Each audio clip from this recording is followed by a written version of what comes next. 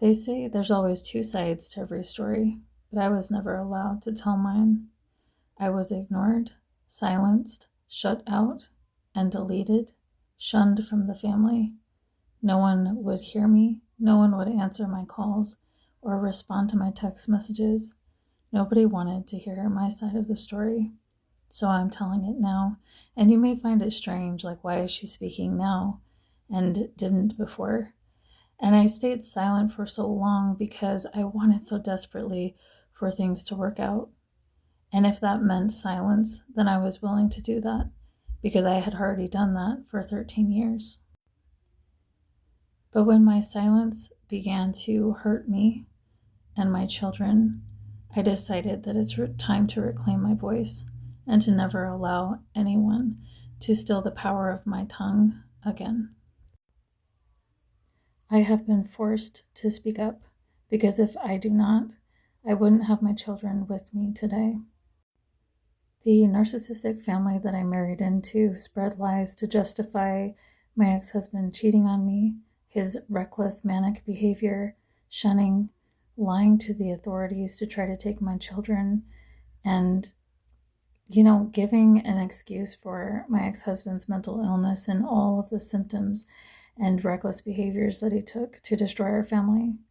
And they had to make me evil to hide their evil actions.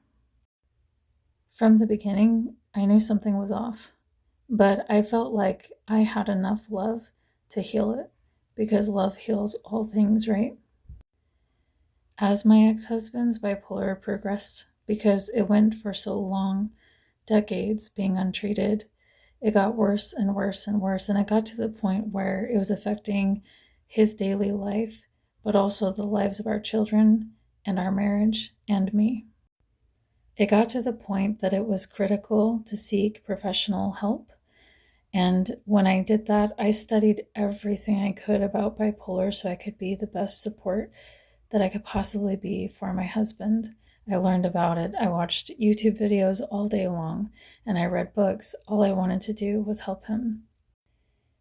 In one of his explosive manic episodes, he abandoned his wife and children, and I sent so many messages out to his family to try to explain what was going on, to seek help, asking them, because he left us in Texas and went to Utah. And I was asking his family daily to please get my husband some professional help, but they ignored every plea and every text message and every call for 5 months. He ended up doing what a lot of manic people do, deleting their old life completely and every relationship they ever had with anyone from their past life, including me and the children, and just starting over fresh, feeling great about it, cheating on me, and totally fine living without his children. It didn't seem like a big deal at the time because he was manic.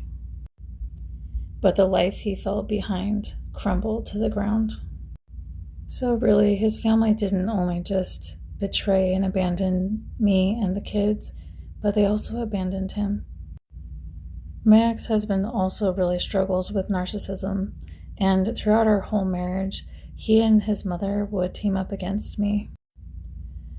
I learned very early that it was important to stay in line and do what they want, or I would be abandoned, betrayed, ostracized, and punished. And you can see the truth of that clearly when you look at how our relationship ended, because I finally stood up for me and my children because it became critical to do so. And they both made sure that I was punished to the full extent.